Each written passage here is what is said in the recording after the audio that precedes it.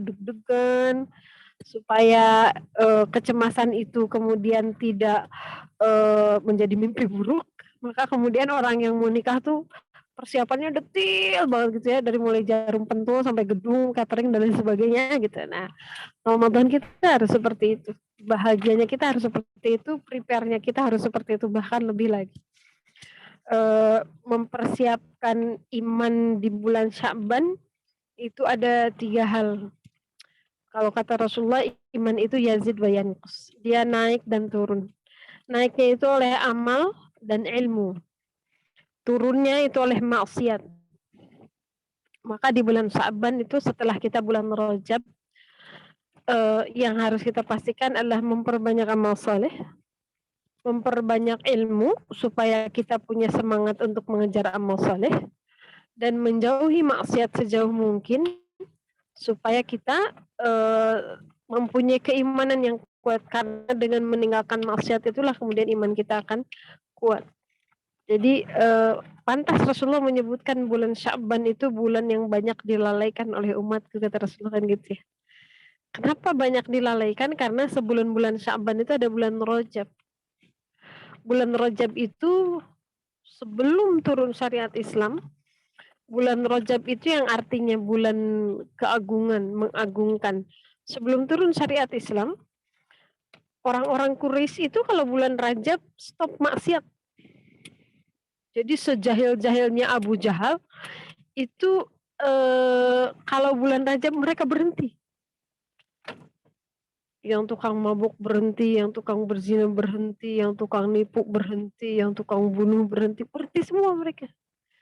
Gak ada yang berani bermaksiat di bulan Rajab, itu orang-orang Quraisy. Berdasarkan keyakinan mereka gitu. Nah, setelah bulan Rajab, di bulan Rajab kan mereka menahan diri tuh.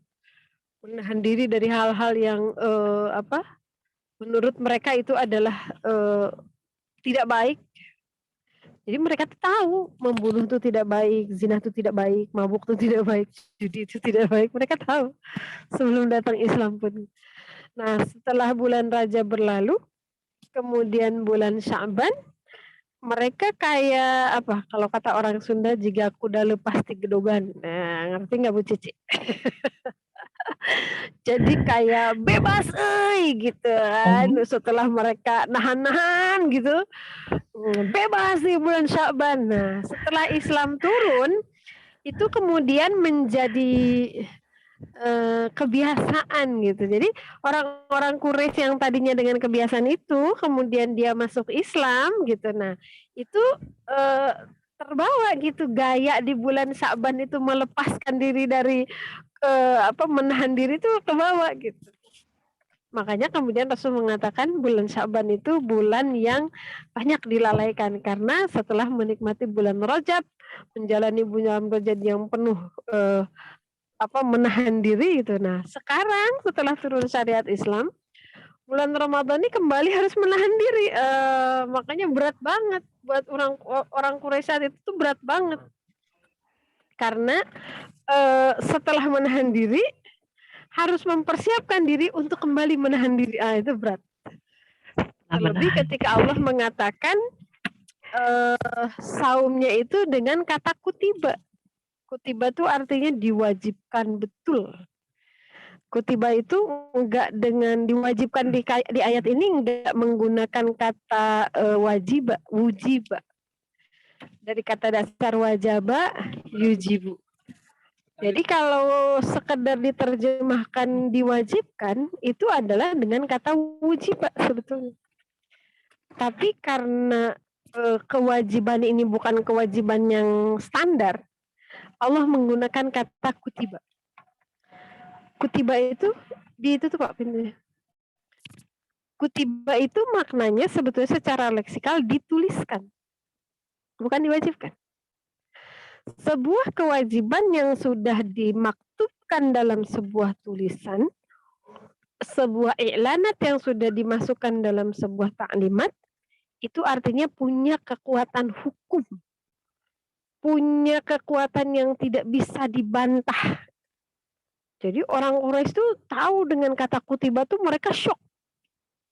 Apalagi sebelumnya kebiasaan puasa orang-orang Quraisy itu boleh memilih. Mereka mau puasa boleh, mau diganti oleh fidyah boleh. Jadi orang-orang kaya yang nggak mau puasa ya udah tinggal bayar fidyah aja gitu. Udah kebiasaan puasanya orang-orang Quraisy dulu seperti itu. Tiba-tiba sekarang kutiba nggak apa-apa ya saya bahas ini dulu sebentar ya, Bu.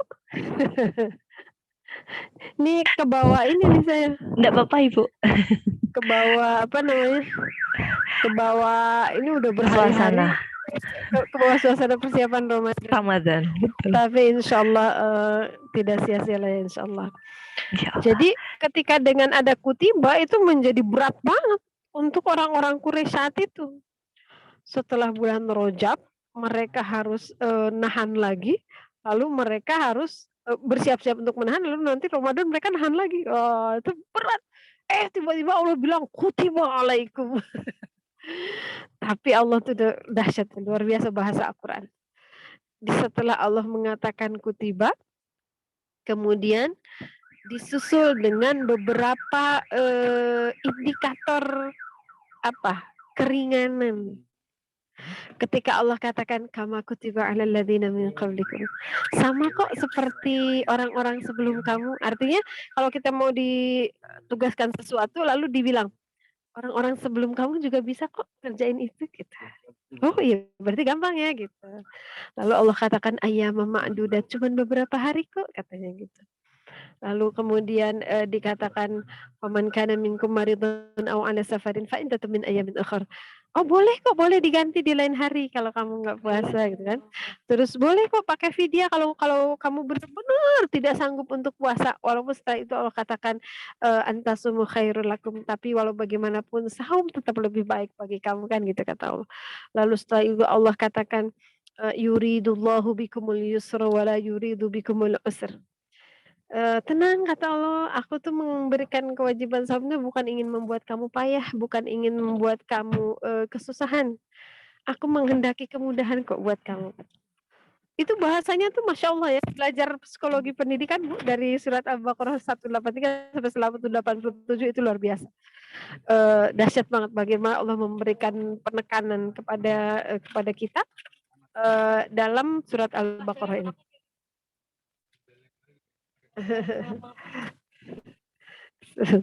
Banyak gangguan lagi isi bensin. Nah itu Bu ya, jadi insya Allah mudah-mudahan 22 hari ke depan kita masih diberikan kesempatan untuk merawat iman kita, Amin ya rabbal memperbanyak amal alamin. solih dengan Amin. semua amal solih yang direkomendasikan Allah di dalam Al-Quran selama bulan Ramadan. Selain Amin ya saum, rabbal Allah merekomendasikan itu pertama infak sedekah dalam ayat 184 ketika Allah katakan faman tata'a khairan fahuwa khairul lakum. Barang siapa yang memiliki kelebihan di antara kalian untuk melebihkan fidyah, maka membayar lebih itu lebih baik. Lalu kemudian Al-Qur'an. Ketika Allah katakan syahrul Ramadan alladzi unzila fihi al-Qur'an. Allah memilih Ramadan untuk menurunkan Al-Qur'an. Artinya Allah memilih Ramadan dengan menurunkan Al-Quran di bulan itu, berarti Allah memuliakan Ramadan. Kalau Allah saja memuliakan Ramadan, maka kita sebagai hamba lebih layak memuliakan Ramadan dengan Al-Quran. Lalu kemudian yang berikutnya di 186 itu memperbanyak berdoa.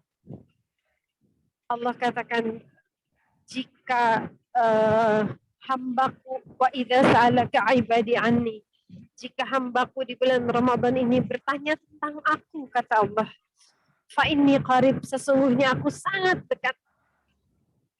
Ujibu da'watad da'i idza da'an, aku mengabulkan permintaan si peminta-minta jika mereka meminta. Kita ini peminta-minta kan. Jika kita meminta, Allah akan kabulkan. Makanya di bulan Ramadan hati-hati terhadap pencuri-pencuri Ramadan. Salah satu pencuri Ramadan itu adalah dapur. Betul. Padahal waktu mustajab untuk berdoa itu justru Sore. itu di waktu-waktu dapur sibuk, Betul. yaitu menjelang berbuka dan pada waktu sahur. Nah, mama sibuk semua itu. Hati-hati. Menjelang berbuka jangan sibuk di dapur, itu waktu mustajab untuk berdoa. Jadi kalau bisa 5:30, jam 6 kurang seperempat ibu udah matiin tuh kompor, udah beres semua plating. Kumpul sama keluarga, baca ma'asurat, zikir petang, berdoa bersama. Azan, bismillah, Allahumma lakasumtu, berdoa, minum, zahabat doma'u, habis itu berdoa. 1 menit, 2 menit dengan doa terbaik, karena itu waktu mustajab. Walaupun memang berat ya, 14 jam menahan makan, menahan minum, terus tiba-tiba ketika dibolehkan kita harus pending dulu 1 menit, 2 menit. Tapi itu di situ ujiannya. Menahan yang paling berat itu menahan sesuatu yang sudah dihalalkan kan. Kalau menahan dari makan minum pada waktu kita diharamkan, ya namanya diharamkan kita tahan-tahan aja kan gitu. Tapi begitu sudah dihalalkan, itu berat. Di waktu sahur juga begitu kan, itu waktu mustajab kita repot-repotnya tuh udah mau ngantuk, udah mau segala macam gitu. Itu luar biasa. Berikutnya yang Allah rekomendasikan di surat Al-Baqarah 187 di bulan Ramadan itu adalah memperbaiki hubungan suami istri. Ayat yang mengatakan hunna libasul lakum wa antum libasul lahunna itu justru muncul di tengah-tengah ayat tentang fikih Ramadan. Kenapa nggak di surat At-Tahrim gitu ya, tentang keluarga, di surat An-Nisa gitu, atau di surat Ar-Rum gitu? Enggak, munculnya di fikih Ramadan, Bu. Jadi artinya harmonisasi suami istri itu bukan melulu soal kasur. Ternyata harmonisasi keluarga itu tentang bersama-sama menahan diri, banyak saum, sholat bareng, tilawah bareng, bangun sepertiga malam bareng. Ternyata harmonisasi itu di sini. Yang terakhir nanti disarankan untuk beriktikaf. Ya'takifu fil masajid. Beriktikaf di masjid-masjid. Walaupun mungkin di masa pandemi ini banyak masjid sekarang yang menutup iktikaf ya. Kita nggak usah khawatir karena iktikaf itu hanya salah satu cara yang paling direkomendasikan Allah untuk menjemput Lailatul Qadar. Walaupun demikian, bukan berarti yang mendapatkan Lailatul Qadar itu hanya orang yang i'tikaf. Kalau i'tikafnya bawa guling, bantal, pindah tidur doang mah, wallahu a'lam dapat Lailatul Qadar atau tidak. Tapi misalnya bisa jadi ada seorang anak yang jagain ibunya yang sakit, tapi dia bersungguh-sungguh ibadah di 10 hari terakhir, bisa jadi dia dapat Lailatul Qadar kan walaupun dia nggak i'tikaf. Jadi bukan soal pada i'tikaf atau tidak i'tikaf ya kita berpeluang mendapatkan Lailatul Qadar. Tapi pada bermujahadahnya kita di 10 hari terakhir dengan meminta kepada Allah dimaafkan segala dosa-dosa kita. Doanya Allahumma innaka afuwwun tuhibbul afwa fa'fu anna ya karim. Nah itu amal soleh yang kenapa sholat nggak disebut Bu Suwi? Kenapa sholat nggak disebut? Karena sholat itu sudah dibahas di bab Isra Mi'raj. Isra Mi'raj itu terjadi di Mekah ketika Rasulullah SAW belum berhijrah. Sementara syariat sholat, syariat Ramadan itu ada setelah 2 tahun hijrah. Jadi itu Masya Allah ya, ada bahasan bagaimana hubungan antara peristiwa Isra Mi'raj yang di situ ada titah sholat, kemudian dengan adanya perintah untuk saum di bulan Ramadan, itu Masya Allah. Di sholat itu udah selesai, sehingga nggak disebutkan lagi di situ. Baik.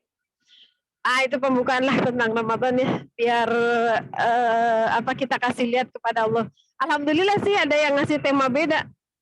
Saya udah beberapa hari ngomongnya tema itu, yang bisa disalahkan juga ya. Orang mau Ramadan minta materi tentang persiapan Ramadan kan gitu. Saya pas lihat Bu Cici, alhamdulillah nih. Temanya bisa sendiri, berarti udah ada ustadz lain yang bahas tentang ini ya, insya Allah. Insya Allah. Baik Ibu rahimakumullah, kita bahas tentang pinjam itu Quran. Kita bahas tentang taktis. Kenapa sih milih tema ini, Bu? Buci. Buci gimana, Buci? Kata saya ini spesial banget nih. Kenapa milihnya spesial tentang apa? Tentang takdir. Ntar saya buka ayat dulu. Enggak, Ibu. Nggak milih tentang apa gitu ya. Nggak apa-apa juga sih ya mau bahas tentang takdir ya nggak apa-apa. Sebentar.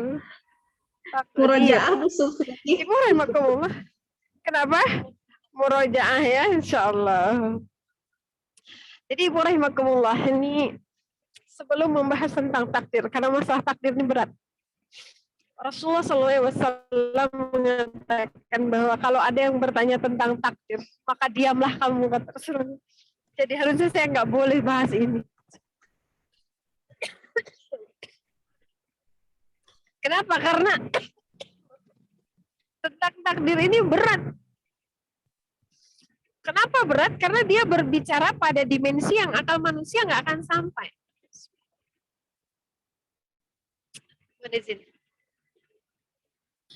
Akal manusia nggak akan sampai. Sementara nafsu manusia cenderung berseberangan dengan kemahakuasaan Allah yang sifatnya mutlak. Allah tuh mutlak kekuasaannya terhadap kita. Mau diapa-apain aja kita suka-sukanya Allah aja. Sementara manusia punya kecenderungan, punya hasrat, punya will. Yang itu ukurannya seringkali adalah kalau enggak akal, nafsu. Kalau yang bersesuaian dengan akalnya dia, dengan nafsunya dia, mudah dia akan menerimanya. Tapi kalau yang bertentangan dengan akal, bertentangan dengan nafsu, orang cenderung sulit menerimanya. Nah, tentang takdir, ya berat sebetulnya. Karena nanti ada dimensi-dimensi yang kita mau nggak mau harus nerima itu, suka nggak suka gitu loh berbicara takdir. Maka sebelum membahas itu, saya ingin dulu memberikan highlight tentang Ar-Rahman Ar-Rahim. Dalam persepsi saya yang dhaif ini, sependek pengetahuan saya, kalau berbicara takdir, tidak menguasai, tidak menghayati tentang Ar-Rahman Ar-Rahim Allah, rusak.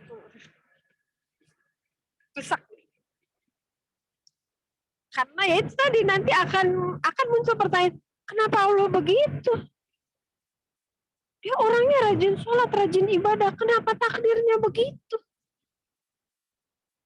Dia orangnya rajin sedekah, kenapa takdirnya begini? Itu akan muncul pertanyaan-pertanyaan seperti itu, dan itu seolah menggugat kemahakuasaan Allah. Itu mereka negara kafir, Bu Sufi, kok nggak kena bencana alam nih? Ekonominya stabil, mahrifah loh jinawi gitu. Di Indonesia yang hafal Quran banyak, pesantren ribuan, puluhan ribu kan di Indonesia. Apalagi rumah Quran sekarang udah nggak kehitung. Tapi kalau makin hari musibah makin banyak, ekonomi makin anjlok, kemaksiatan makin meningkat. Kok takdirnya begitu? Nah, nanti akan muncul seperti itu. Jadi saya ingin menggarisbawahi dulu tentang Ar-Rahman Ar-Rahim. Ini harus dikuatkan dulu. Sehingga ketika nanti ada takdir yang menurut kita ini berat, menurut kita ini jelek, menurut kita ini patojaiyah itu apa ya? Bertolak belakang. Orang soleh kok takdirnya begini? Orang rajin sedekah kok kerjaannya bangkrut, dicuri, ditipu gitu. Itu kan gak bertolak belakang tuh. Kalau nggak memahami Ar-Rahman Ar-Rahimnya Allah, berat nih memahami takdir kalau kata saya. Jadi yang harus kita pahami adalah Ar-Rahman Ar-Rahim Allah itu, Masya Allah ya. Saya susah ngejelasinnya dari mana ya. Dari ini dulu deh. dari surat Fatir ayat 29. Yuk kita buka. Surat Fatir ayat 29 Ibu rahimakumullah, silahkan dibuka. Saya hanya ingin memberikan sebagian gambaran kecil bagaimana Ar-Rahman Ar-Rahimnya Allah. Dia tolong buka di surat Fatir ayat 29. Di ayat itu ada 3 amalan yang Allah sebutkan. Orang-orang beriman itu membaca Al-Quran. Situ fiilnya fiil mudhari ya. Jadi membaca Al-Qurannya terus-terusan. 29-30. Lalu sudah Bu ya, kita buka. Ini saya kalau pakai laptop saya presentasi ayatnya nih. Bu. A'udzubillahi minasyaitonir rajim. James. Innal ladzina, sesungguhnya orang-orang yang yatlunal kitab, selalu membaca Al-Quran. Bukan orang yang membaca, selalu membaca. Wa aqamus salah, dan orang yang menegakkan salat, bukan yaf'alus salah. Wa anfaqu mimma razaqnahum sirran wa alaniyah, dan orang yang berinfak di jalan Allah dalam keadaan sembunyi-sembunyi maupun dalam keadaan terang-terang. Apa kata Allah? Wa alaniyah yarjuna tijaratan lan tabur, tapi kemudian dia mengharapkan keridhaan Allah, maka kata Allah, liwafiyahum ujurahum, akulah yang akan menyempurnakan pahalanya. Walaupun bacaan Qur'annya salah, walaupun sedekahnya receh, walaupun sholatnya enggak khusyuk, tapi kalau itu semua dia lakukan karena mengharapkan ridha Allah, bisnis dengan Allah, maka dia tidak akan merugi. Perhatikan di ujung ayat. Wa yazidahum min fadli, dan aku akan menambahkan kepada mereka dengan karunia. Innahu ghafurun syakur. Ayat ini buat saya tuh apa ya? Menakjubkan. Ya, semua ayat juga sebetulnya menakjubkan ya. Cuman ayat ini tuh begini, Bu.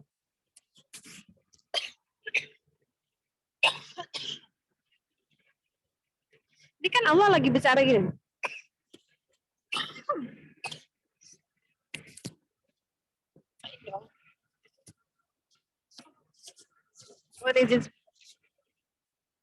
Enggak, Bu.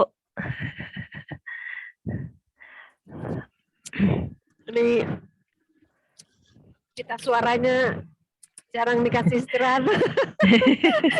Sore masih satu sesi lagi. Masya Allah. Bismillah. Ini kan Allah sedang berbicara orang-orang yang baca Al-Quran, menegakkan sholat, pahalanya. Tapi tiba-tiba Allah mengatakan apa? Sesungguhnya Allah itu Maha Pengampun dan Maha Mensyukuri. Coba bayangkan, apa sih yang harus diampuni dari orang yang ngaji, sholat, infak? Itu kan lagi bicara amal soleh, bukan lagi bicara maksiat. Tapi kok malah Allah closingnya itu, Allah tuh Maha Pengampun. Dan Allah itu Maha Mensyukuri. Masya Allah. Saya waktu ketemu dengan ayat ini dalam hati gitu, apa nggak salah gitu kita memahami itu apa yang salah. Ini kayaknya ada yang salah di otak saya, karena Al-Quran nggak mungkin salah. Kenapa orang yang lagi beramal, kan ketika Allah menyebutkan innahu ghafurun syakur, itu artinya kita tuh disuruh Allah tuh mensiratkan bahwa kamu punya salah, tapi aku Maha Pengampun kok gitu. Saya mikir nih, salah apa orang sholat, ngaji, sedekah gitu kan. Jadi ketika Allah katakan liwafiyahum ujurhum, aku yang akan menyempurnakan pahalanya, bukan karena kehebatan amal kamu, bukan karena sempurnanya sholatmu, tilawahmu, bukan karena besarnya sedekahmu, enggak. Karena min fadli kata Allah. Kalaupun kamu ada kekurangan, ada sholat gak khusyuk, sedekahnya berat, receh, tilawahnya banyak salah, udah gitu tilawah doang, nggak pakai tadabbur, nggak ngerti ayatnya, nggak ngerti artinya. Tenang, aku maha mengampuni kok. Dan aku maha mensyukuri. Sesederhana apapun amal kamu dalam tilawah, dalam sholat, dalam sedekah, aku bersyukur kamu masih mau ibadah kepada aku. Itulah kalau dibikin frasenya, Bu. Masya Allah. Kalau kita dengar bersyukur itu kan harusnya kita ya. Kita dikasih apa oleh Allah segala macam, kita bersyukur kepada Allah. Nah, otak kita kan linear tuh nyambungan. Bersyukur kepada orang tua, ya iyalah orang tua udah ngasih segala macam. Bersyukur kepada suami, iyalah gitu kan. Linear karena mau otak kita gitu. Tapi ini Allah yang ngasih segala sesuatu ke kita, lalu kita beramalnya ngasal, tapi Allah yang berterima kasih, Allah yang bersyukur kepada kita. Ini contoh satu ayat aja ya, saya kasih contoh betapa Ar-Rahman Ar-Rahim Allah itu luar biasa. Saya mencoba menghibur teman-teman yang suaminya meninggal kemarin di masa pandemi itu, ada sekitar 24 teman-teman saya yang suaminya meninggal. Saya bilang bisa jadi suami-suami ibu tuh lebih bahagia di sana ketimbang di sisi kita. Kenapa? Karena di dunia ini dengan segala kenikmatannya, punya istri, punya anak dan lain sebagainya, itu cuma satu bagian di antara 10 bagian Rahman Rahimnya Allah. 9 bagiannya nanti di akhirat. Tapi kan di akhirat mah ada neraka, kan serem. Ibu ke rumah sakit mau ngapain? Kalau ibu sakit, ke rumah sakit mau ngapain? Berobat. Kenapa berobat? Karena sakit. Karena pengen sembuh kan? Iya, karena sakit pengen sembuh. Kalau penyakitnya masih ada, kita nggak dikatakan sembuh. Tapi ternyata Bu, di rumah sakit tuh dokter tuh jahat-jahat. Ada yang nyuntik. Sakit gak? Sakit. Ada yang dibelek, disayat. Iya. Ada yang dijahit. Ada yang dipotong. Ada yang digergaji. Jahat. Ya kan? Iya, betul. Tapi kenapa orang mau? Karena ingin sembuh. Karena ingin sembuh. Karena yang disebut sembuh adalah ketika penyakitnya udah hilang. Betul. Kenapa Allah ciptakan neraka? Karena Allah ingin kita sembuh. Karena Allah ingin kita masuk surga. Sementara ke surga itu nggak boleh ada orang yang bawa kotoran. Nggak akan bisa. Kalau orang masuk ke surga bawa kotoran, nggak akan bisa. Itu udah sunatnya Allah. Itu udah takdirnya Allah. Orang nggak tuh lari ke rumah sakit bisa gini, Pak, ini ternyata diabetesnya udah parah. Luka yang di jempol kakinya harus diamputasi biar nggak menjalar ke atas. Orang tanda tangan. Ini di kepalanya ada sumbatan, mau nggak mau harus dioperasi. Gimana dok caranya? Ya dibelah. Saya pernah ngeliat videonya ngeri ya.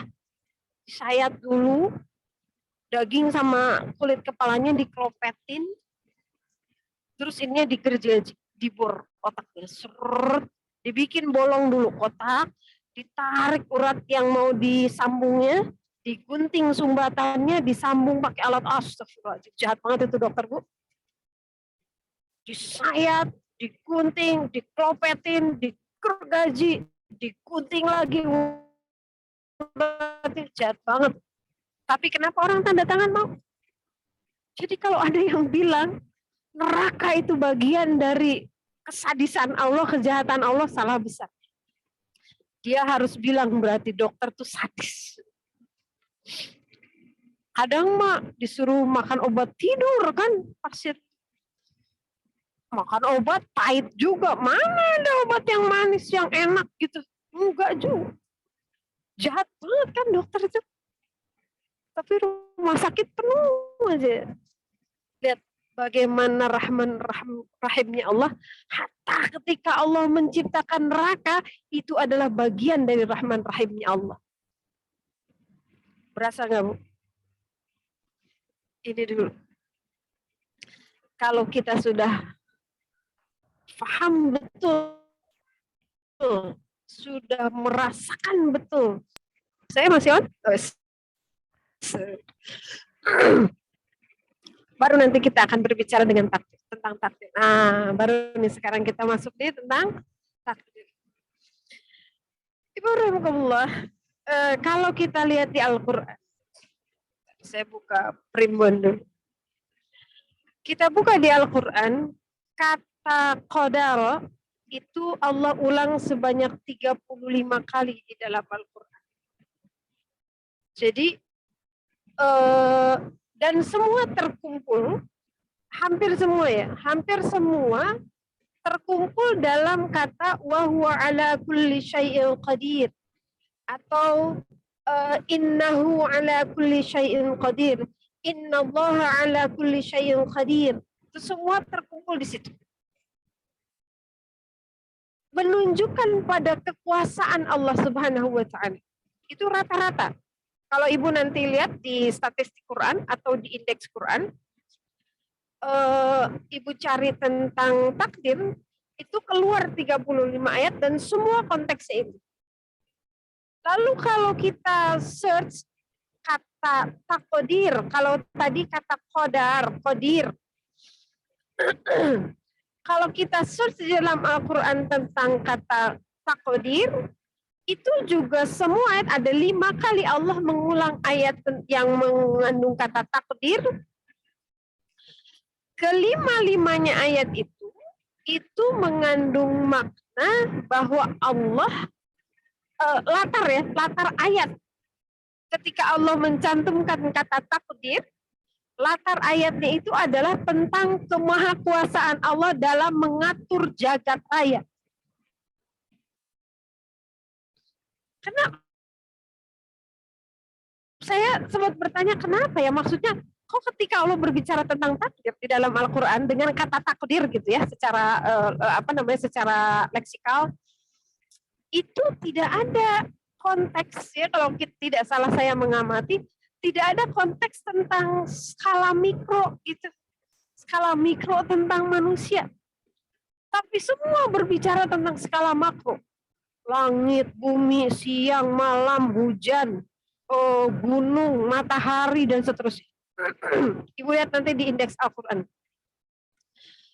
Kalau saya menangkap seolah seperti ini, ketika Allah berbicara tentang takdir dalam kan di browsing yang tadi takdir di Al-Quran.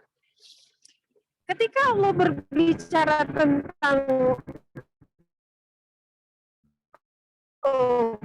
kemahakuasaannya dalam mengatur yang besar aja. Bu Uis, Islamnya ya, lah baik. Mungkin ini ya, nggak apa-apa kalau mungkin biar suaranya masuk bagus, mungkin nggak pakai ini Bu, sebentar. Ini tadi nge-lag yang agak akhir ini. Kameranya ditutup aja Bu Sufi. Kameranya nggak apa-apa Bu Sufi. Kameranya ditutup ya. Oke. Iya. Siap.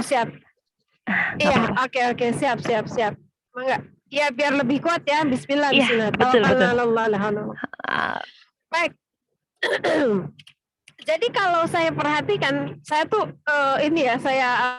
saya baca gitu tentang takdir di dalam indeks Al-Quran itu, semua berbicara tentang ayat-ayat yang berhubungan dengan kekuasaan Allah dalam mengatur jagat raya. Kalau yang dahsyat besar itu saja Allah mampu mengatur, apalagi kita gitu. Yang cuma segede upet ini gitu ya. Yang kata Allah di dalam surat Al-Insan itu dikatakan lam yakun syai'an madhkuru. Kamu itu wahai manusia saking kecilnya hampir saja tidak bisa disebut sebagai sesuatu. Saking kecilnya kita gitu, mau disebut something aja tuh hampir nggak bisa tuh kita. Karena kalau something itu kan harus terdetek. Kalau terdetek itu masanya harus punya masa kan gitu, punya bobot gitu kan. Sementara kita di hadapan Allah tuh nggak punya apa-apa. Sehingga kata Allah, lam yakun sayyan madhkura. Hampir saja kamu nggak bisa disebut sebagai sesuatu, kata Allah. Nah, sekarang berbicara tentang takdir. Ada 4 hal yang harus kita pahami. Apa yang harus kita imani, gitu ya, dalam masalah takdir itu. Dalam masalah takdir itu apa yang harus kita imani? Pertama, mengimani takdir itu adalah kita harus meyakini bahwa Allah mengetahui. Ini Allah mengetahui apa yang akan terjadi pada seluruh makhluk Allah. Allah tahu.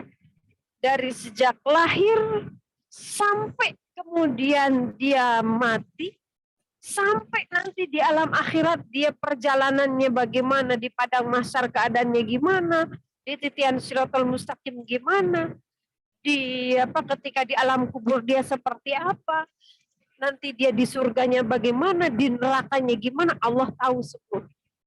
Tahu ya. Karena nanti berbeda. Kalau ibu buka hadis keempat di kitab Arba'in, itu ada hadis, ini hadis hafalan tahun kapan ya, udah nggak hafal lagi saya. Itu hadis keempat panjang. Lalu kemudian kata Allah gini, kata Rasul, ada orang yang beramal dengan amalan surga sampai seolah-olah surga dan dia tuh jaraknya hanya 1 hasta, kata Rasulullah. Tapi dia didahului ketetapan Allah. Lalu dia beramal dengan perbuatan ahli neraka. Lalu dia mati pada saat beramal dengan perbuatan itu, maka dia jadi ahli neraka, kata Rasul. Dan barang siapa ada orang, kata Rasul, yang beramal dengan amalan ahli neraka, sampai seolah-olah jarak antara dia dan neraka itu tinggal 1 hasta, tapi kemudian dia didahului oleh ketetapan Allah, maka dia beramal dengan perbuatan ahli surga, lalu dia mati, maka dia menjadi ahli surga. Biasanya banyak yang ini nih, kalau baca hadis. Ada nggak di antara ibu-ibu yang membaca hadis ini? Kalau gitu mah tuh ya, ngapain kita beramal dengan perbuatan baik kalau ujungnya kita sudah ditentukan sebagai ahli neraka? Ada nggak tuh yang mikir gitu? Insya Allah Mau enggak, Ustaz. ngomong takut dibilang kufur gitu ya. Mau nggak ngomong di dalam hati, iya juga ya gitu ya. Kalau gitu mah enak tuh ahli maksiat ya. Udah mereka bermaksiat ternyata didahului ketetapan Allah. Ternyata menurut ketetapan Allah mereka bakal jadi ahli surga. Caranya gimana? Dibikin beramal dengan amal surga terus dimatiin sama Allah. Itu banyak yang bertanya ke saya gitu. Masalahnya kita nggak tahu kita mati dalam keadaan mana ya. Ya, betul. Apakah kita mati ketika kita sholat atau kita ketika bermaksiat, kan kita nggak tahu. Jadi itu maknanya, ini banyak yang salah mengartikan. Artinya ketetapan Allah di situ tuh bukan gini. Allah tuh tahu bahwa nih orang walaupun bermaksiat nih suatu kali dia akan beramal soleh, dan Allah tahu di titik itu dia mati, ya udah jadi ahli surga gitu. Ketetapan Allah terhadap takdir manusia itu tidak seperti seorang dalang menentukan wayang.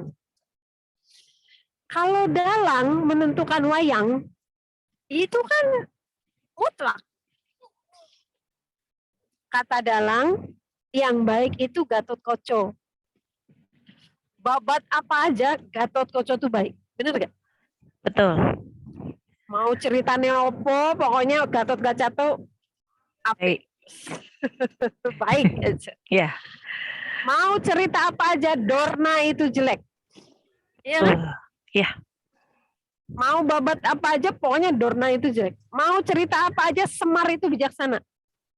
Mau cerita apa aja, Petruk itu konyol. Gitu kan.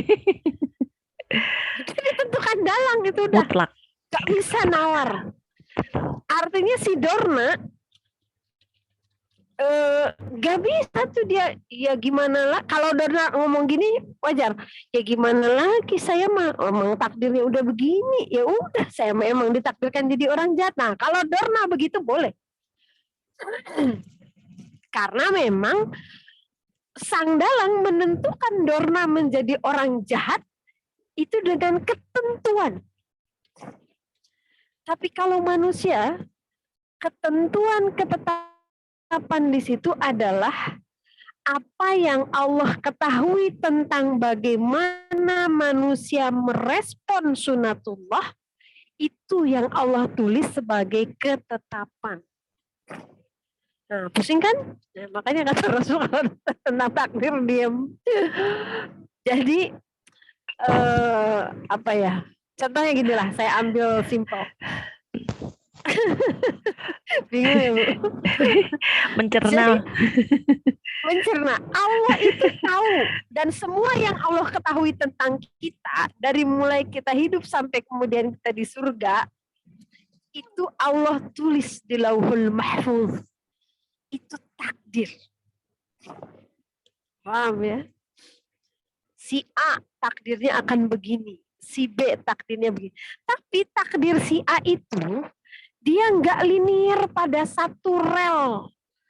Dia nggak berjalan sendiri. Nih gini. Misalnya saya nih, jangan saya deh. Ada orang udah hati-hati nih, naik motor udah hati-hati, hati-hati.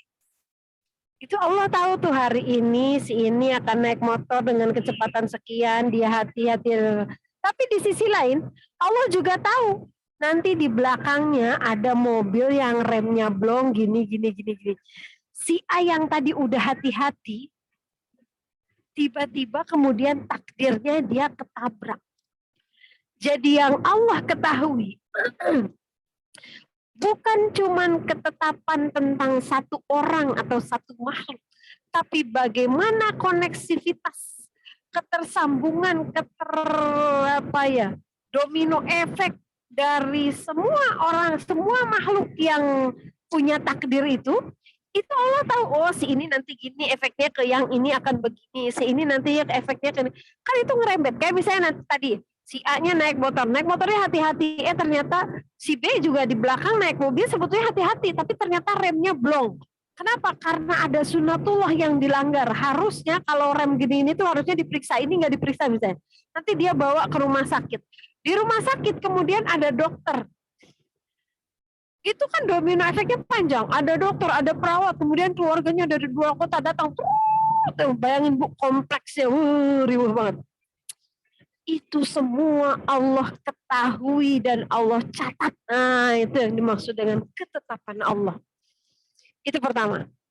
Kita harus meyakini betul bahwa Allah mengetahui semua ketetapan Allah, tetap apa yang akan terjadi kepada makhluknya. Halo, saya masih on nggak Bu? Masih, Ibu. Masih, Bu. Ini soalnya kalau kameranya nggak dinyalain, HP saya nyampe jadi takutnya. Masih, Bu Is. Jadi itu yang pertama ya, mengimani takdir adalah mengimani bahwa Allah mengetahui semua yang akan dilakukan oleh hambanya dari sejak dia lahir sampai dia menjadi penghuni surga atau penghuni neraka. Itu Allah tahu, itu satu. Yang pertama. Yang kedua, beriman tentang takdir itu adalah kita tidak bisa terlepas dari takdir Allah tentang sunatullah dan ketetapan Allah. Kita nggak bisa melanggar ketetapan bahwa kalau kita naik pohon, terus kemudian kita menjatuhkan diri, ya sunatullahnya sakit. Sunatullahnya yang terjadi ya begitu gitu. Kita nggak bisa jatuh di pohon terus tiba-tiba gitu kita di tengah-tengahnya itu kita jadi slow motion terus jadi plek des itu nggak bisa. Itu takdir Allah udah nggak bisa dilanggar. Jadi ketika misalnya ada orang yang mencoba melanggar takdir Allah itu, dia akan berlawanan dengan sunatullah. Kayak gini Bu, kalau saya memahami takdir itu kadang-kadang seperti Ibu kenal game Pac-Man nggak? Jadul banget ya? Iya Bu. Tahu kan? Tahu, Iya. tahu. Tahu semua lah ya. Saya dulu waktu anak-anak kecil tuh suka nemenin anak-anak main Pac-Man di komputer jadul yang tebel itu. Itu kalau kita main Pac-Man, settingannya itu kan udah disetting kan sama softwarenya tuh udah ini gitu, bahwa nanti sekian menit kemudian sekian detik kemudian monster ini akan muncul dari sini, sekian detik kemudian kotak bonus akan muncul di sini kan, itu kan ini ya sudah disetting gitu. Kadang-kadang anak saya tuh suka lari kan, wah Pac-Man-nya lari karena di belakang ada monster. Tujuan dia sebetulnya menghindari monster, bukan mau mengejar bonus. Dia fokus melihat monsternya. Aduh di belakang udah terus dia lari. Tiba-tiba di depan dia lihat ada kotak bonus. Pas dia lewat, cing, dapat 500. Itu ya begitulah sunatullah. Jadi kalau Allah mau, ketika kita nggak mau, tapi itu udah settingan Allah, datang. Tapi sebaliknya juga kadang-kadang kita kalau lagi main Pac-Man itu, kita ngejar bonus nih. Wah di depan ada kotak bonus. Gitu. Kejar. Saking kita fokus pada kotak bonus itu, kita nggak lihat kiri kanan belakang tuh. Ternyata di line yang sebelah kanan ada monster. Belum nyampe ke kotak bonus, kita udah dimakan monster. Pernah nggak gitu? Kan kita nggak bisa ngelak. Kita yang sebagai mengendalikan Pac-Man bisa nggak kita setting, di pause dulu, nih saya berhentiin dulu nih monster sebelah sini, karena saya mau mengejar kotak bonus. Bisa nggak? Nggak bisa. Nggak bisa. Paham ya? Paham nggak? Saya kasih ilustrasi gini. Paham. Ini emang Bu Cici salah tema, jam 1 suruh bahas ginian. Berat. Mikir. Jam segini tuh bahasnya es dawet gitu loh, Jang. Iya toh. Tutorial Masya Allah. masak gitu jam segini tuh, nih bahas takdir lagi. Ya Allah. Mumet tuh. Kebayang ya? Paham ya ilustrasi Paham. saya ya? Paham insya Allah. Jadi- telepon Bu Sufi. Jadi kita nggak bisa Bu keluar dari takdir Allah yang itu tuh kita nggak bisa. Ada hal-hal yang di luar kendali kita yang itu settingannya Allah. Kenapa itu si Pac-Man tuh tiba-tiba itu monster muncul padahal dia lagi fokus sama bonus? Kenapa tiba-tiba dia dapat bonus padahal dia sebetulnya lagi fokus menghindari monster? Suka-suka Allah. Suka-suka yang punya software kan.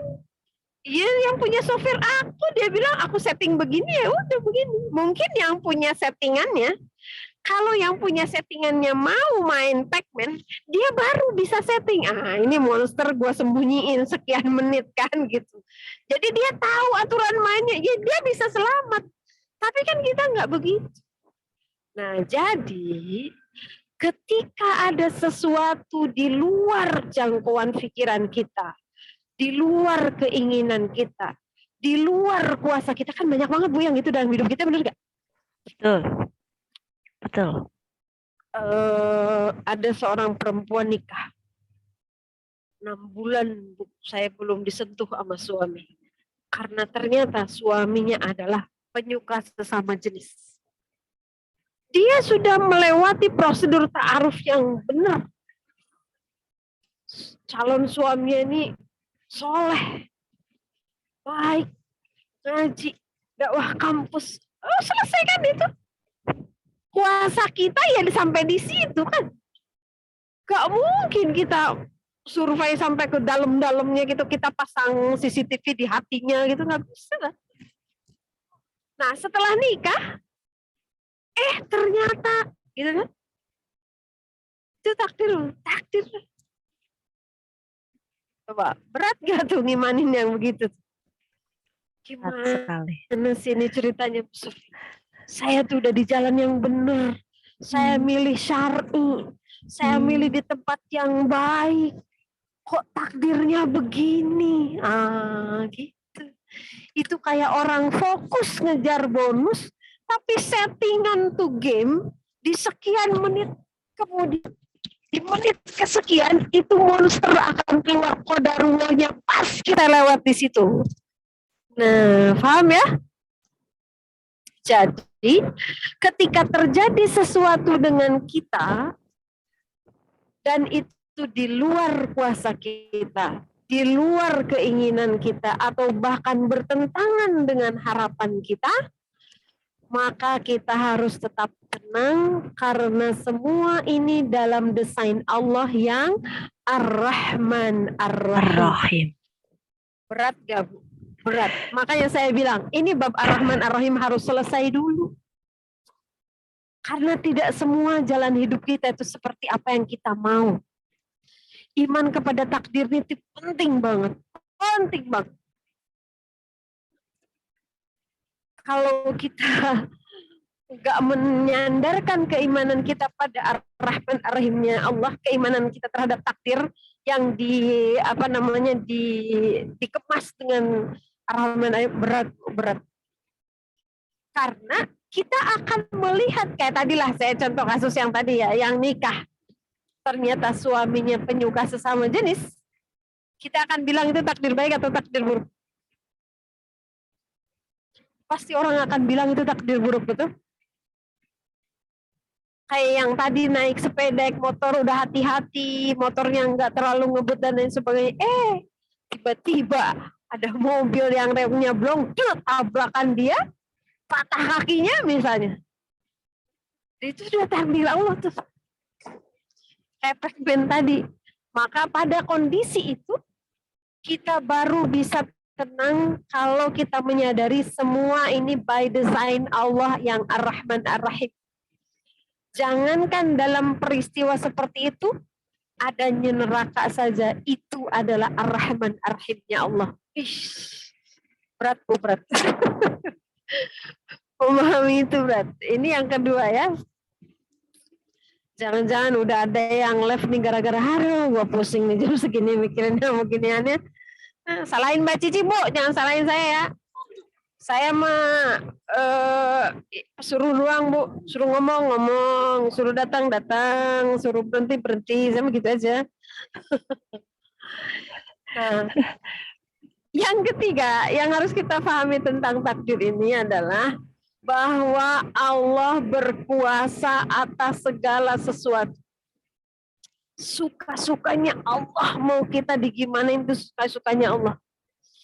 Ya Allah, kenapa takdir ini menimpa saya? Bukannya orang lain aja ya, kata Allah, suka-suka aku lah. Tapi suka-sukanya Allah itu atas dasar Ar-Rahman Ar-Rahim. Kalau suka-sukanya Allah karena kebengisan misalnya.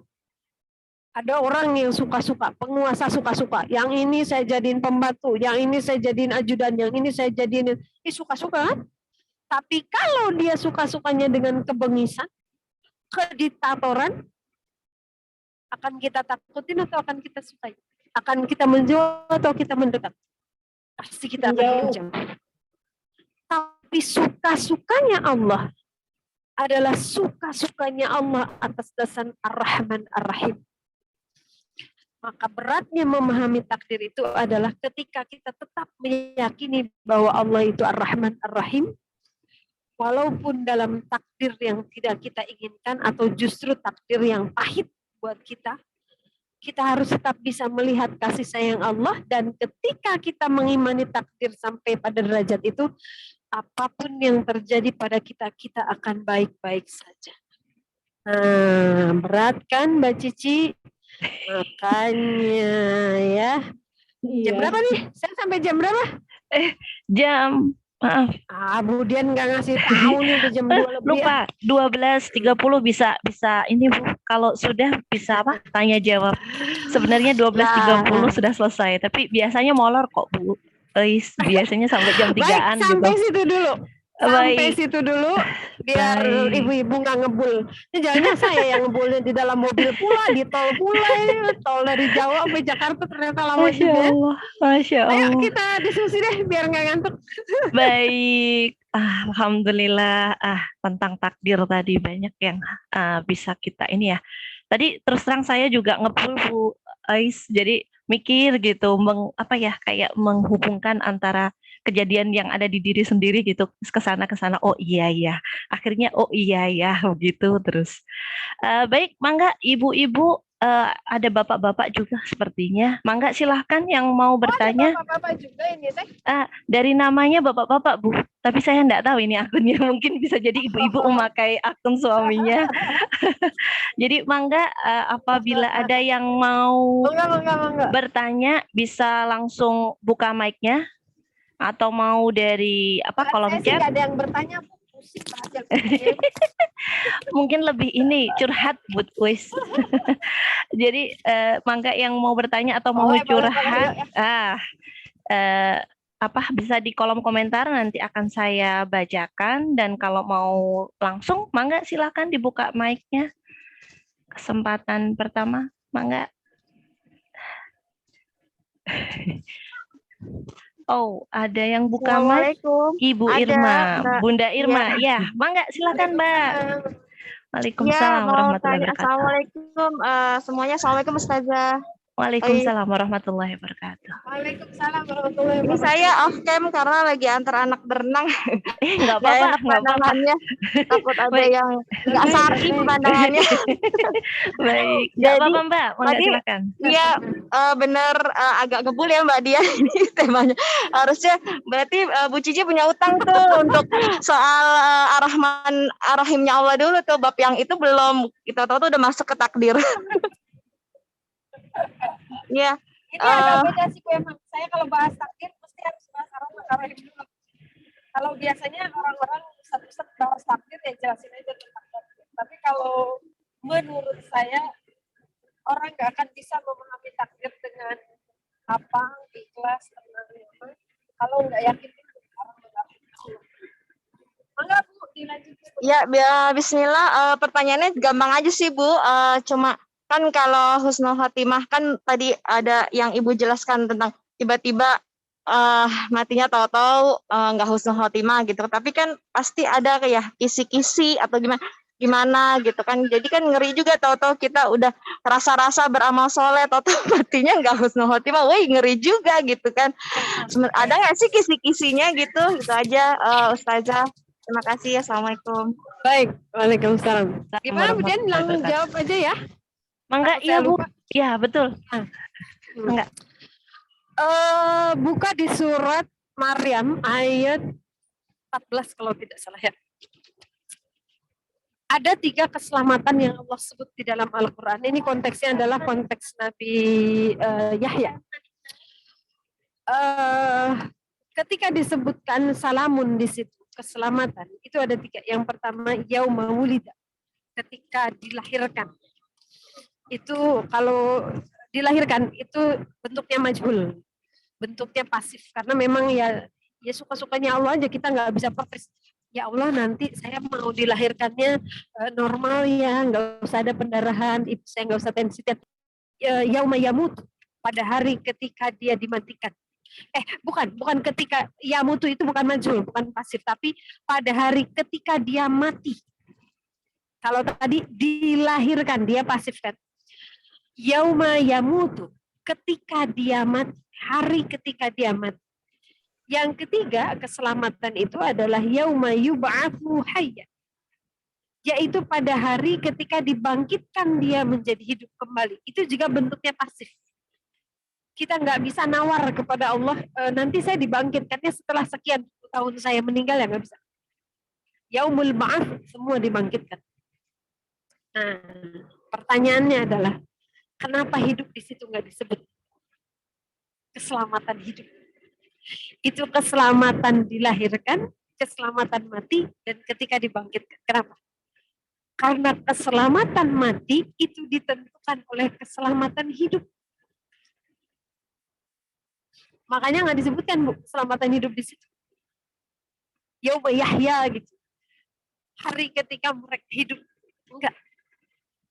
Jadi kalau kita mau selamat ketika yauma yamut, pada hari ketika kita mati, maka pastikan kita yauma yahya, ketika kita hari-hari kita hidup, kita berada dalam kebaikan. Hadis yang tadi, yang saya bahas tadi, itu punten, maknanya bukan begini. Ini ada orang soleh gitu kata Allah, kayak kita pegang robot gitu.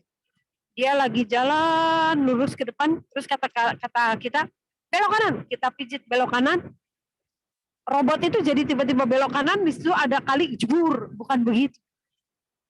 Allah tuh gak begitu. Saya bilang tadi, yang disebut dengan ketetapan di situ adalah apa yang akan dia lakukan. Allah tuh tahu gitu, bahwa ini orang beramal dengan amal surga, tiba-tiba dia beramal dengan amal neraka. Jadi hikmahnya dari hadis itu, berhati-hati. Kalau kita sudah beramal dengan amalan surga, itu udah deket tuh ke surga.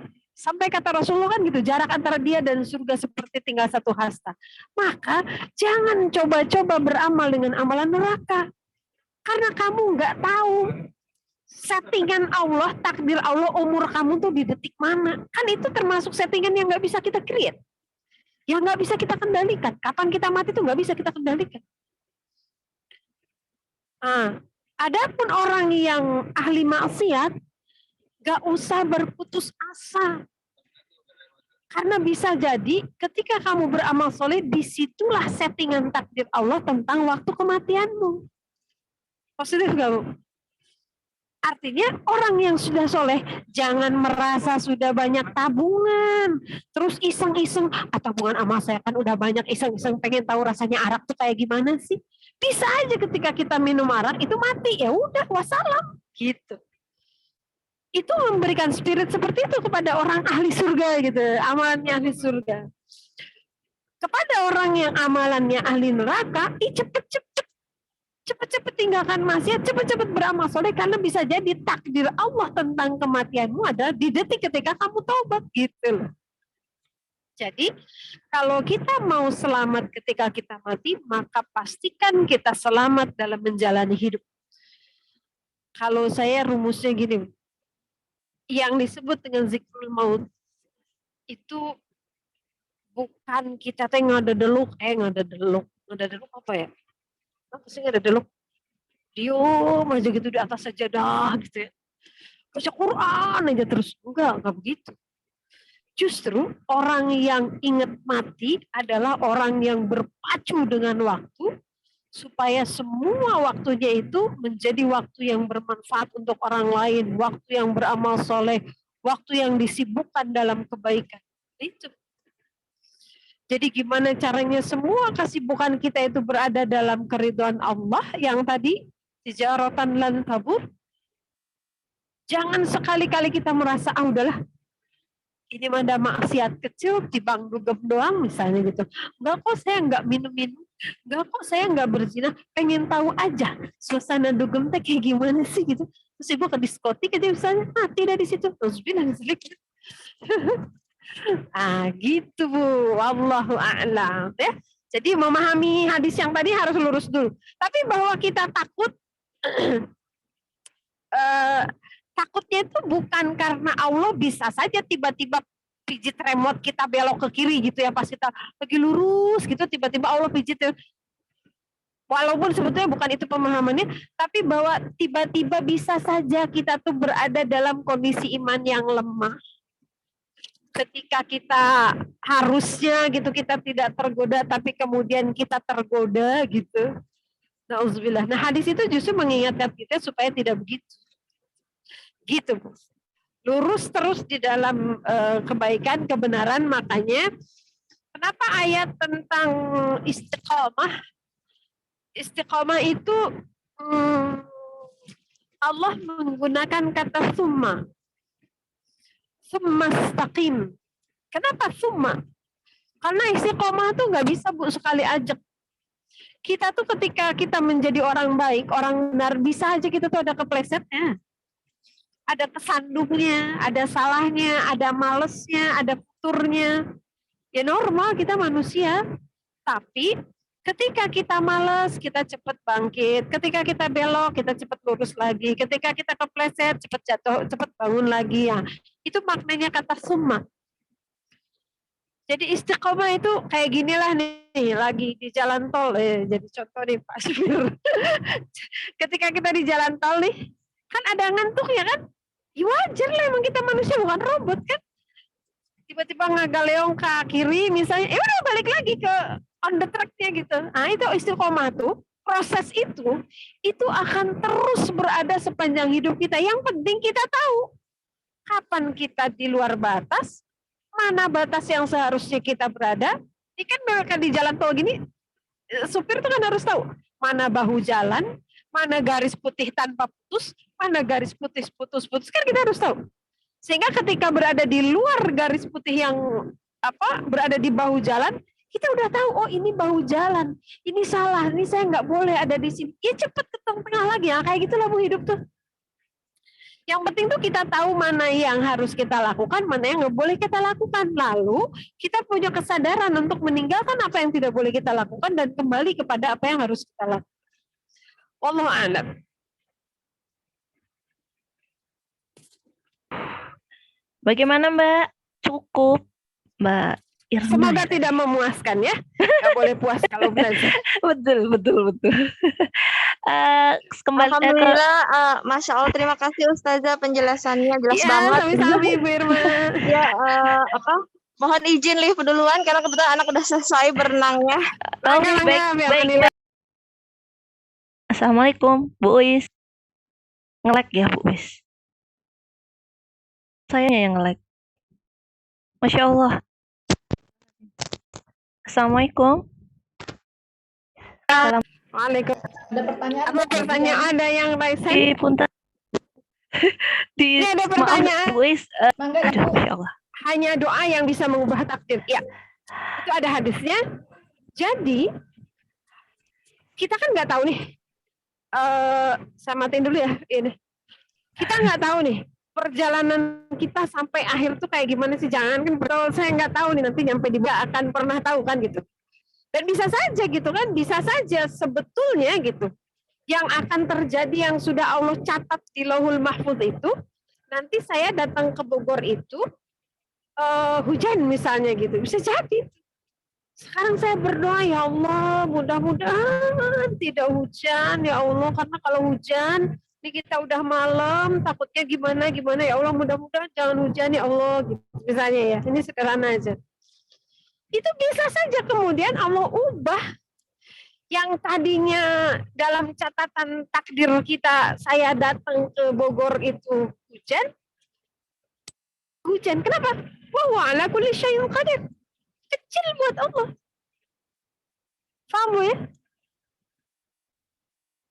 Doa kita terhadap mengubah takdir kita bukan mengandalkan kemampuan kita, tapi mengandalkan Allah yang ala kulli syai'in qadir. Ya Allah, sekiranya dalam catatanmu aku akan mengalami sakit bulan depan, aku mohon kepadamu ya Allah, sehatkan aku sampai selesai Ramadan. Bisa jadi di catatan takdir kita harusnya bulan April untuk kita sakit, tapi kita berdoa sekarang wa huwa ala kulli syai'in qadir, yang tadinya dalam catatan takdir kita sakit, Allah mudahkan kita untuk sehat gampang buat Allah. Gitu. Itulah makanya jangan putus asa dalam berdoa. Lam akum bidu'aika rabbi syaqiyya. Itu doanya Nabi Zakaria alaihissalam ketika berdoa kepada Allah. Kesantunan beliau itu mengatakan, aku tidak pernah kecewa kepadamu ya Allah ketika aku berdoa. Apa maksudnya? Bisa jadi dua. Pertama, karena apa saja yang diminta oleh Nabi Zakaria Allah kabulkan. Sehingga ketika akan berdoa minta anak di usia 85 tahun dalam keadaan istrinya mandul, dia yakin Allah akan mengabulkan. Atau makna kedua adalah tidak akan kecewa dengan Allah ketika berdoa itu karena Nabi Zakaria mempunyai keimanan yang totalitas kepada Allah Subhanahu wa taala. Dia meminta anak kepada Allah dalam usia seperti itu, keadaan seperti itu. Kalaupun tidak didoakan, tidak diberi, kalaupun permintaannya tidak dikabulkan oleh Allah, dia tidak akan kecewa. Kenapa? Karena dia tahu Allah lebih tahu apa yang dia perlukan. Kalaupun Nabi Zakaria meminta keturunan itu karena untuk melangsungkan dakwahnya, Allah tahu bagaimana cara menjaga dakwah. Allah tahu bagaimana cara menjaga tauhid pada saat itu. Jadi gak akan pernah kecewa walaupun doa itu tidak dikabulkan oleh Allah. Karena Allah tahu apa yang lebih baik. Gitu. Wallahu a'lam. Ada yang ngacung itu kasihan itu udah ngacung dari tadi bisi cangkelen. Ya, mangga Mbak Catur Neni. Silahkan dibuka mic-nya. Silahkan. Baik, Assalamualaikum warahmatullahi wabarakatuh. Bi'amanillah. Rahmatullah. Iya. Amin, amin. Pencerahannya bab takdir ya, Masya Allah. Terima kasih juga buat panitia. Yang mau saya tanyakan, kalau kita melihat ada beberapa orang yang melakukan maksiat gitu ya, Bu Sufi. Jadi tidak mau bersedekah, dia berzina, dia jarang sholat, dia riba gitu kan, dia berbuat maksiat pastinya gitu. Nah, apakah hal itu kan sudah ditentukan takdir oleh Allah ya gitu maksudnya tadi. Berarti orang-orang yang tergolong melakukan maksiat seumur hidupnya sampai dengan menjelang usianya gitu melakukan perbuatan maksiat, berarti kasihan ya? Kasihan atau maksudnya Ustazah gitu maksudnya? Kasihan nggak sih kalau maksudnya saya tuh gitu. Jadi kayak kok takdirnya begitu gitu, maksud saya gitu. Walaupun kita juga tidak menutup kemungkinan juga melakukan maksiat itu. Artinya kalau orang yang udah pasti melakukan itu, kita jadi kayak ngeliat memang kalau itu sudah ditakdirkan oleh Allah, jadinya kok kasihan ya gitu. Maksudnya kok enggak ditakdirkan baik ya, maksud saya gitu. Terus apakah di sela-sela hidupnya tersebut gitu kan, Ustazah, itu apakah memang ada sisipan gitu, ada sisipan hidayah kah gitu kan, atau apa ya kayak dikasih rambu gitu dari Allah gitu, karena memang nggak dijemput kah gitu, atau gimana ya untuk apakah bisa berbelok gitu? Apakah bisa berbelok gitu takdirnya gitu? Artinya kan kalau kita istilahnya di lingkungan yang tersebut, apakah ada kuasa kita gitu untuk apa ya? Bukan salah dia gitu ya, kalau dia gitu, berada di lingkungan ahli maksiat, dia maksiat ya gimana kan gitu bukan ya. salahnya dia, emang itu udah takdir Allah. Maksud saya, maaf ya Ustazah, ini awam gitu. Gak apa-apa Bu, gak apa-apa. Dan apakah Allah memang Maha tahu kalau dan apakah memang udah disisipkan tapi nggak dijemput gitu. Nah, kasihan dong gitu maksudnya gitu. Siap. Ustazah. Ya, enggak Bu Catur. Nah, Maya. Bu Catur jangan tutup mic dulu. Benar ya Bu Catur ya? Saya nggak kebaca nih tulisannya. Iya, baik. Sebentar, jawab dulu pertanyaan saya. Apa yang Ibu pahami tentang ketetapan atau tentang takdir Allah? Tadi saya udah jelaskan ya. Iya, takdir Coba, Allah. ini soalnya ada yang masih belum pas. Oh iya, takdir Allah itu adalah sesuatu yang sudah Tadi ditulis. ada 3 poin ya. Ada 3 poin yang tadi saya sebutkan tentang takdir itu apa ya? Oke. Sesuatu yang sudah ditulis di Di Lauhul Mahfuz. Oke. Baik. Apakah yang ditulis Allah itu seperti seorang sutradara menulis skenario? Atau Ya. yang ditulis itu adalah apa yang diketahui oleh Allah tentang sesuatu yang akan dilakukan oleh manusia? A atau B? Allah mengetahui semua yang akan dilakukan. Nah, Karena takdir Allah itu terus tidak ditulis. linear. Itu Oke. bukan? Jadi yang disebut dengan takdir manusia, ketetapan manusia, itu adalah apa yang Allah tulis tentang pengetahuan Allah, tentang apa yang akan dilakukan oleh seseorang, tentang apa yang akan terjadi, bukan hanya yang dilakukan oleh seseorang ya, tadi saya jelaskan.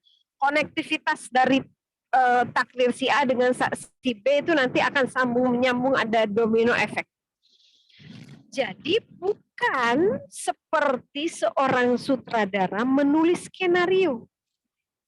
Bukan seperti seorang dalang memilih peran, memilih wayang. Beda, Bu. Kalau tadi kita memahami, kasihan dong kalau orang yang udah ditakdirkan ahli maksiat, nah itu artinya Allah yang menentukan dia sebagai ahli maksiat. Padahal Allah nggak begitu. Allah nggak memilih si ini jadi ahli maksiat, si ini jadi orang yang baik, enggak. Pahami dulu ini, karena kalau ini miss dalam memahami, miss kesananya. Kalau kita benar dalam memahami takdir, kita tidak akan berpikir, kasihan banget tuh ya orang yang ditakdirkan jadi pelacur misalnya gitu. Kalau kita berpikir begitu, artinya Allah yang memilih dia untuk dijadikan sebagai pelacur. Iya kan? Tadi saya bilang, kalau misalnya Dorna ngomong, ya gimana atuh orang saya mau udah ditakdirkan sama dalang jadi orang jelek, jadi orang jahat, ya gimana lagi? Kalau Dorna ngomong begitu bisa, karena memang dalang yang menentukan Dorna menjadi orang jahat. Gitu. Tapi takdir yang Allah catat tentang kita, itu bukan skenario yang Allah tulis supaya kita melakukan itu, enggak.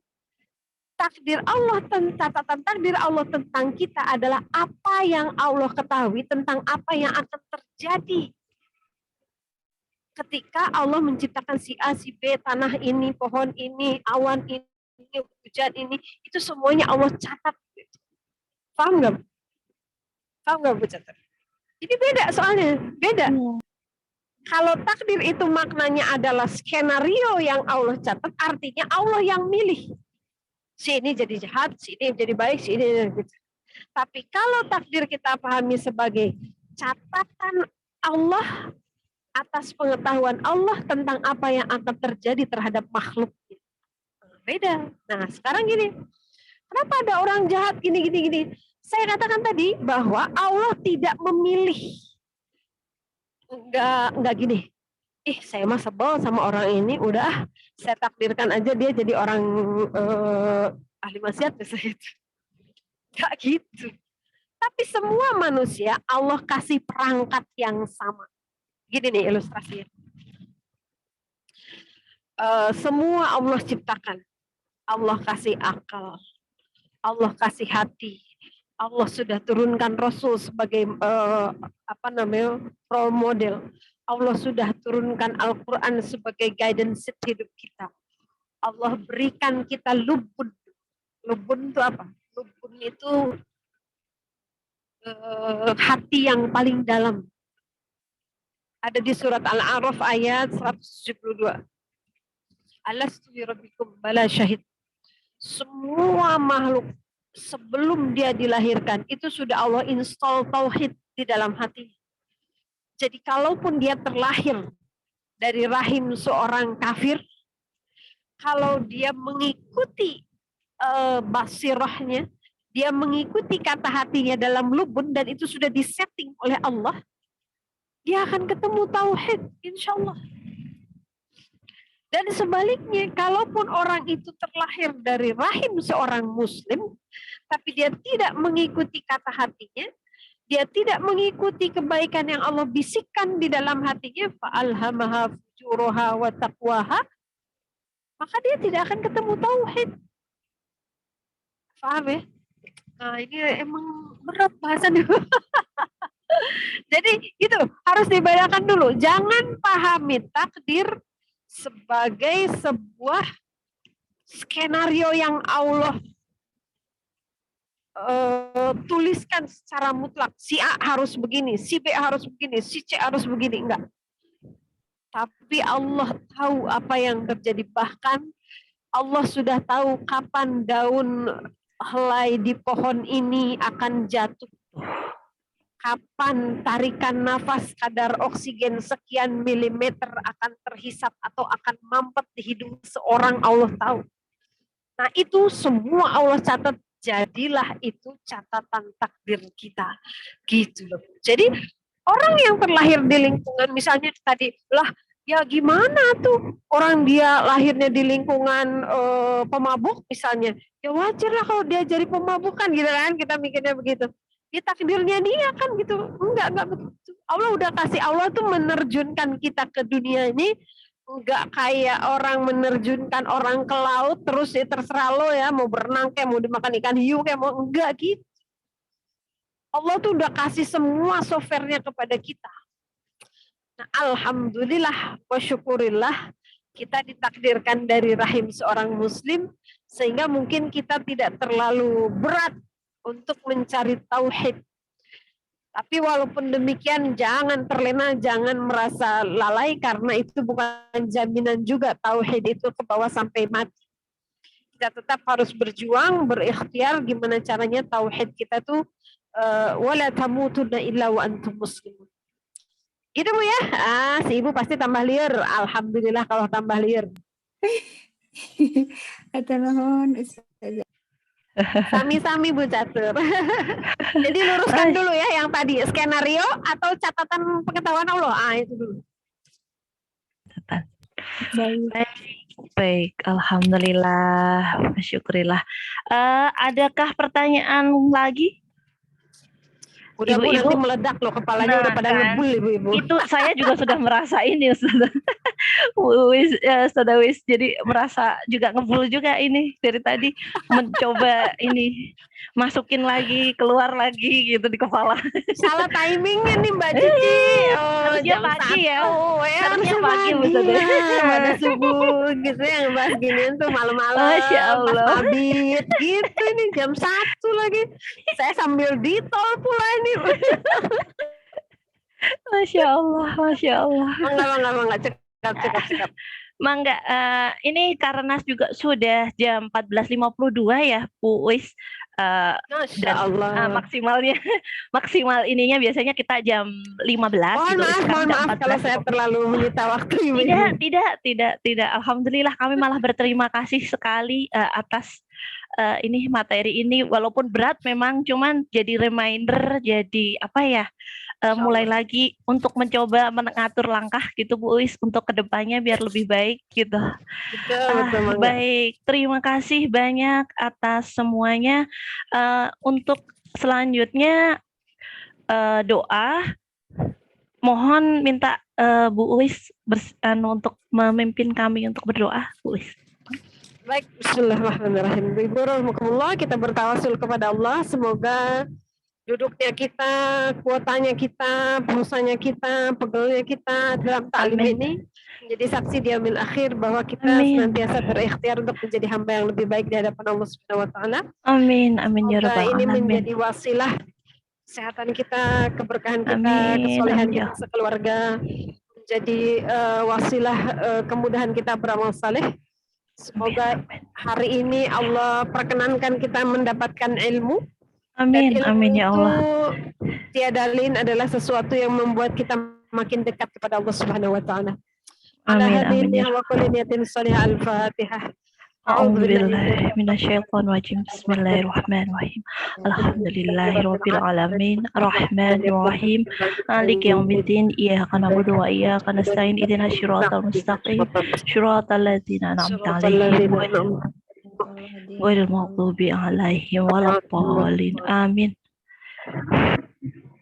حمدا يوافي نعمه ويكافئ مجده يا ربنا لك الحمد كما ينبغي لجلال وجهك الكريم وعظيم سلطانك اللهم صل على سيدنا محمد Amin. وعلى ال سيدنا محمد كما صليت على Amin. سيدنا ابراهيم وعلى ال سيدنا ابراهيم العالمين Amin. انك حميد مجيد اللهم بارك Amin.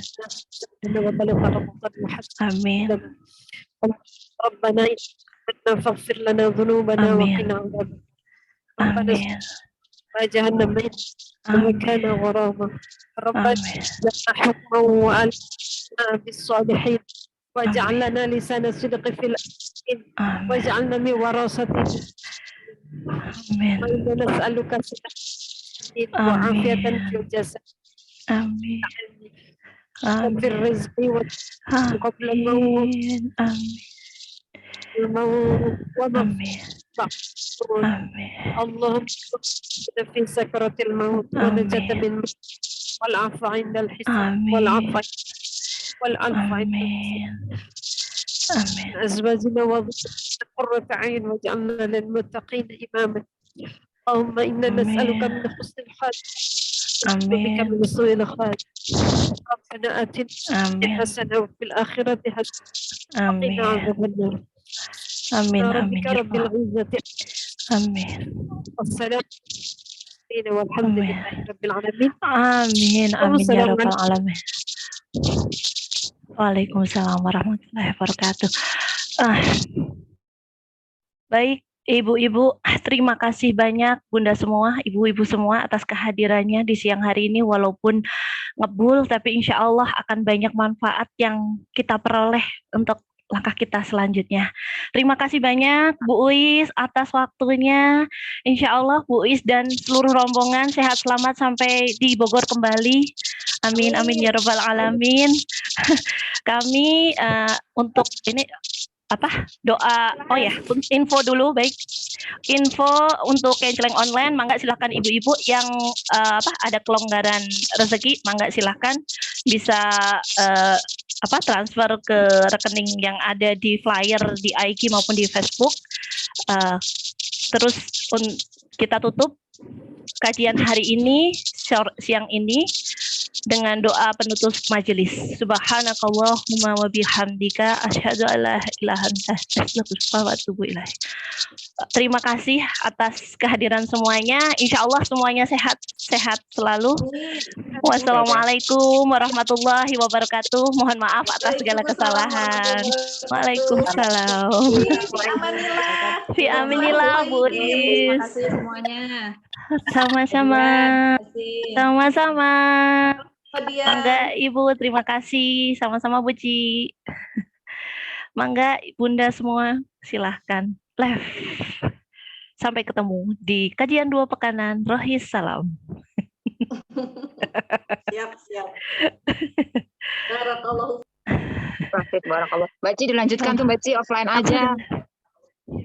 Mbak Ci offline.